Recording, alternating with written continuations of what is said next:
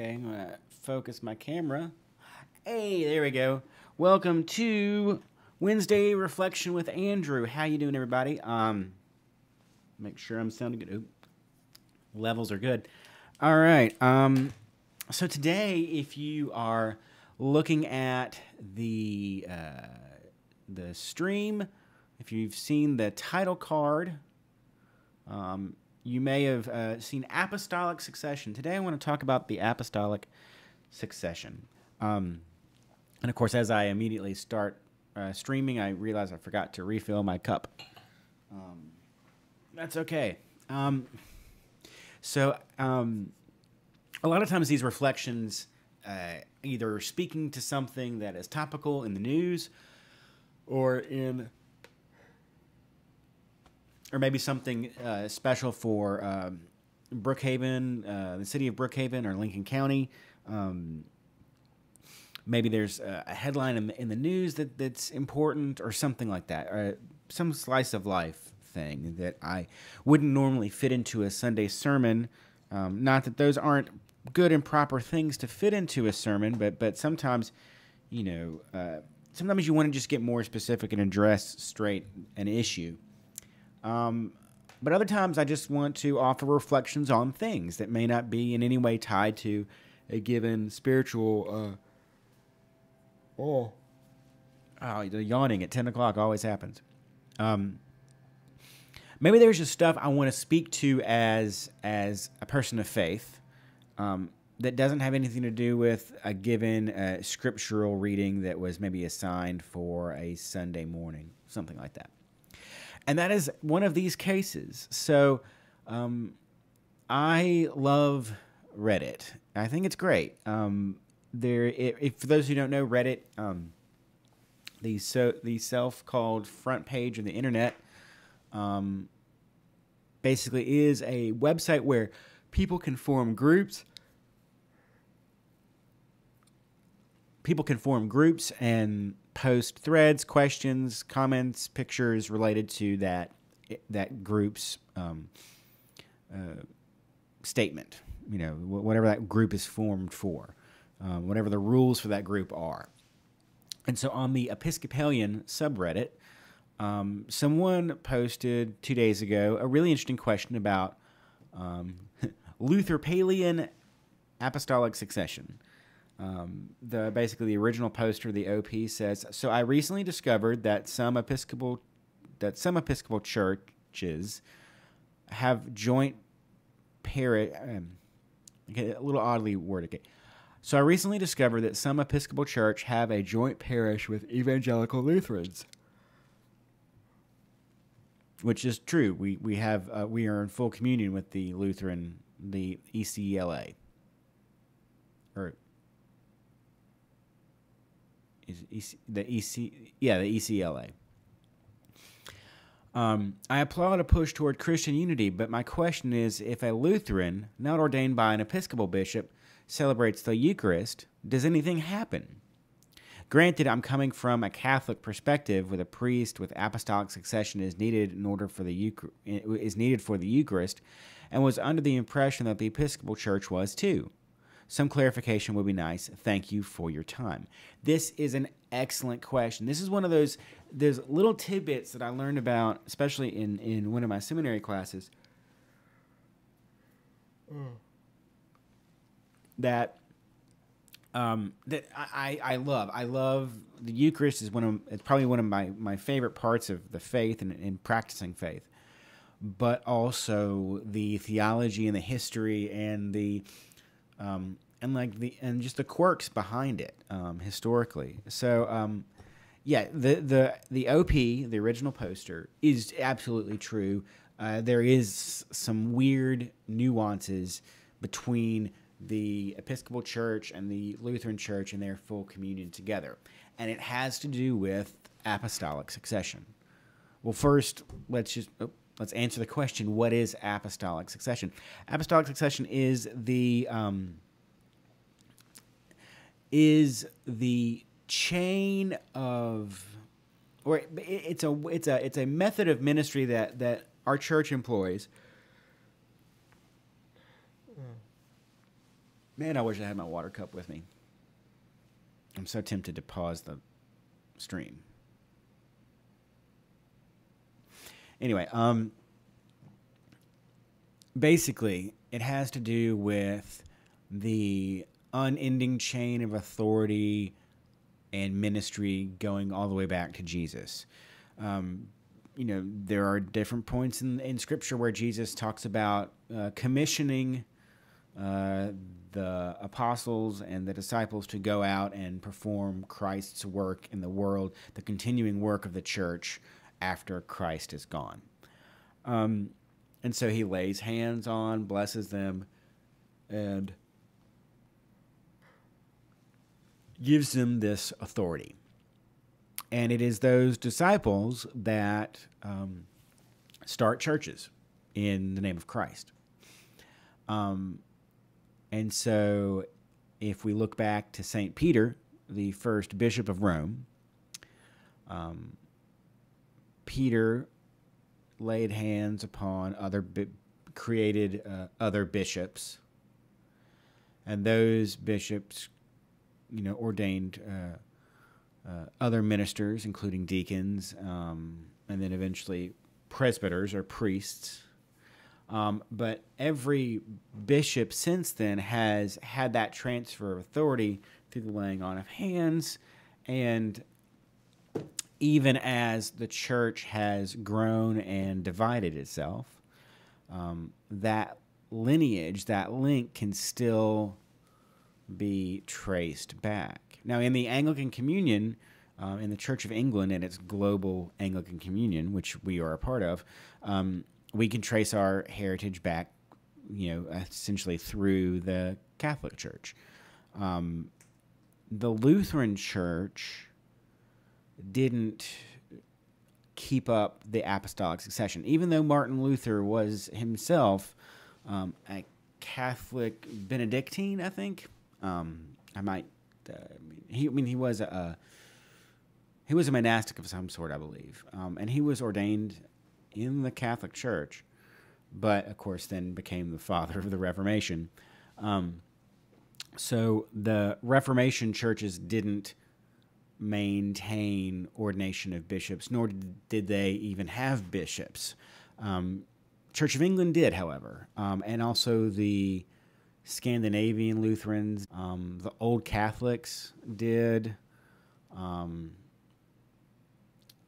I'm forgetting some of the other churches that did as well.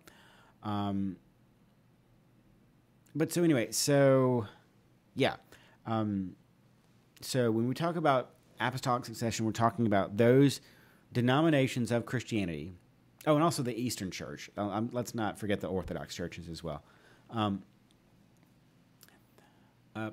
It's those denominations of Christianity that maintained the fluid transition of authority and power, via bishops that trace back all the way to Christ. There have been scholars that have said, well, there's some points at which that's murky, or, depending on your theology, you can have a gap in the chain, but the faith will fill in that gap. The power of basically God can, maintain apostolic authority despite maybe a gap in the chain. And also, does apostolic succession just mean the laying on of hands across history, or does it, speak to something more doctrinal, like the certain teaching of the apostles, the church fathers, the desert fathers, things like that? What is apostolic succession? What does it really mean? Is it a physical thing? Is it a spiritual thing? Is it a theological thing? Is it a metaphysical thing? And basically different people across 2,000 years have had different opinions on it. So, shocker there. But getting back to the OP's question, the Lutheran Church didn't maintain the apostolic succession. Essentially, they let their membership lapse, let's say. They didn't renew their membership. The Episcopal Church did. and when I say Episcopal Church, I'm talking about the whole Anglican Communion, going back through Thomas Cranmer and 1847 and Henry VIII and all that.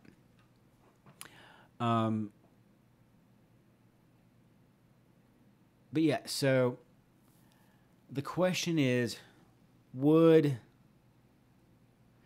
a Lutheran minister could a Lutheran minister celebrate at an Episcopal altar and it still be a valid Eucharist? Do we recognize the ordination of Lutheran ministers? And we do. The same can't be said across everyone who maintains the apostolic succession. The Catholics don't recognize Anglican orders, Anglican ordination, and so Catholics would say that our Eucharist is not actual Eucharist because an ordained person didn't actually bless anything, which that's about as much as I'm going to say about that. But yeah, so depending on how strict of an interpretation you depending on how strict you are in your interpretation of apostolic succession, if a Lutheran minister came in and did communion at an Episcopal altar, it wouldn't count because they hadn't been ordained in the apostolic succession. However, when the ECLA and the Anglican and the Episcopal Church went into full communion, which that doesn't mean they merged or they became one body. It just meant that they fully recognized each other's orders and a lot of that went along. It would be very much like two departments of state coming together to fully recognize the authority of the other. Or, in America, states recognizing other states' laws and credentials and things like that. And so, they had... The ECLA agreed to have ministers reordained by Episcopal bishops, and established their own bishops from our Episcopal line of succession for future ordinations. So essentially, basically, they said, since we're going to be in full communion with the Episcopal Church, we're going to agree to let Episcopal bishops come in and be a part of our ordination. Because, again, when we ordain a bishop in the Episcopal Church, not only is the presiding bishop for the entire national church present, but also at least, I think, 2 other bishops are present for the ordination, so that they all do the laying on of hands. Because if across the large family tree of apostolic succession, if there was a break in the chain somewhere, if there was a missing branch, that hopefully some of those bishops would come together and from different areas and make that priest a bishop. So when we make bishops, we have multiple bishops show up to do it. As I explain that, as I'm talking through it, it's weird because a lot of those bishops, I would probably say, a good deal of those bishops could have been ordained by that presiding bishop, and so anyway, there's a chance that you have like overlapping. I was, ordained back in the Catherine Jefferts Shorey days, and here's a Michael Curry ordained bishop, and here's a, bishop, ordained by, I doubt there's a Frank Griswold era bishop, if they are still around and active, then wow, that's a long-serving bishop. But anyway, I digress. My point is that the Lutherans basically agreed to have an injection of Episcopal in their ordination, or I guess you consecrated bishops, sorry. So when they consecrated bishops, they injected Episcopal presence and thereby kind of grafted themselves into our apostolic succession. However, there was an odd I'm sorry. I'm going through this Reddit stream, and I'm reading a comment I should have read a second ago.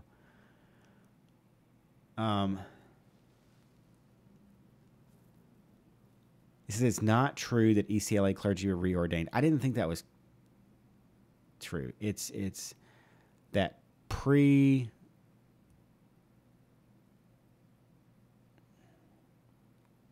yeah.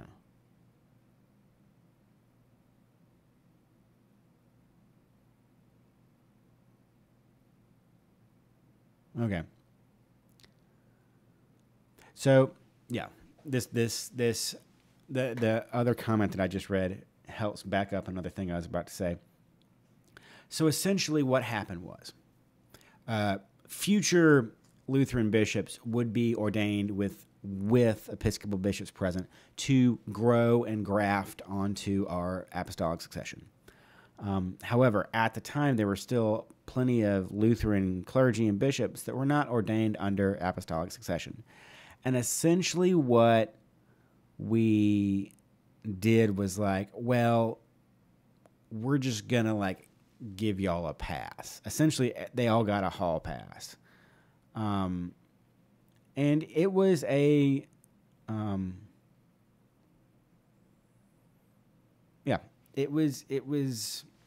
was odd.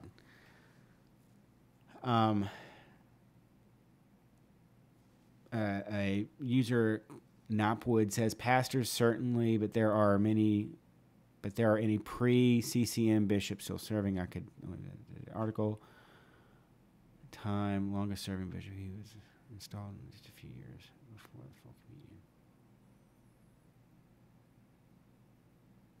Yeah. At present, because of the term limits of ECLI bishops, it's very unlikely that there are any current Lutheran bishops who remain prior to the full communion movement or action. I have a really good friend who's a Lutheran minister named Dawn, and I could ask her about it, but I didn't have time to reach out to her before I did this. But that's sort of the thing, is that, you know, we as we hold our apostolic succession in high enough esteem to where, you know, we wanted to be in ministry with the Lutheran Church, but we needed them to have this succession intact. And so the fact that they were able and willing to do this, to change a chunk of how they see themselves and how they worship to accommodate us, and so that they could live in full communion with us, I think is a really excellent gesture of ecclesial partnership and church unity. And I think that our willingness to sort of grandfather in those Lutheran clergy that weren't ordained under apostolic succession, and just sort of say, well, God will just sort of fill in the gaps, I think is the right answer. And that's hard to say, because on the one hand, do you hold something in high enough esteem? Is something important enough to you to where, you know, you're going to protect it and give it its honor and due? Things like apostolic succession, or what to do with consecrated elements, after you're done with communion, or, what do you do with holy water? How long do you keep it around, or how, do you keep it in a bottle on a shelf for years, or do you cycle through it, or, do you pour it back into the ground? How do you deal with it? All of these things that we hold very precious and dear, we treat them respectfully, and, we don't misuse them. But at the same time, that's sort of putting God in a box by saying this is how God operates, or this is how this consecrated item operates. If I messed up during communion and didn't say the right words, but the intent was still there, could God still consecrate the elements? Probably. I'm not God. I'm not going to put God in a box. Likewise, if a Lutheran minister who is pre-apostolic consecration was, we were still in full communion with the church at the time, and then, we're still phasing in this new apostolic succession for the Lutherans. If they came in and celebrated, that would be okay. Or if they were doing it with an Episcopal clergy sort of supervising them and sort of, co-celebrating with them, maybe that worked around it. I think just really in the long run, God's going to fill in the gap and make a faithful witness to the people, or make their faithful witness possible. I truly believe that God is going to set us up for success in what we try to do. Because God loves us. God doesn't hate us and is trying to watch us screw up and sitting there tapping God's foot, waiting for us to fall down and then point and laugh and punish us for it. No, God is waiting for us to succeed. And so I'm willing to bet that if we mess up in our honest attempt, then that's fine. Just like my daughter, learns to color inside the lines of her coloring book. I wouldn't call her scribbling and her, imperfect drawings as a failure. I just see them as the steps that she needs to take to be better at drawing and to draw inside the lines, or to draw outside the lines, but with an intentional purpose, because, there is a method behind whatever she's trying to create. That's essentially what I'm saying. God is going to fill in the gaps. We just have to try our best, knowing that we're going to screw it up. And so whether we receive God's grace because we did perfectly, or we receive God's grace because we failed along the way, witnessing that and being honest with that, looking that reality in the face and thanking God is the point. So that is my thoughts on apostolic succession. We can talk more about different denominations and their recognition or failure to recognize validity of orders another day. But that's my thoughts for you today. So I hope you're doing well. Keep this week as a week of growth and continuance, because school's chugging along. People are trying to get through just the craziness of August because it's hot and it's expensive because of back-to-school stuff. And, had we only had a little more summer, please get vaccinated if you haven't already, if you're able to do so, if you are of age and don't have a medical condition that compromises you from getting the vaccine. And if someone that works with you or lives with you or near you or whatever, or if you have family or members or whatever, and they are eligible for vaccination and haven't done it, convince them to do it. I believe I saw somewhere that 27% of adults in America are unvaccinated. I imagine that is much higher percentage in Mississippi. So if you're watching this in Mississippi and you have people in your circle of influence, influence them. All right. Thank you as always, and dear ones, God bless.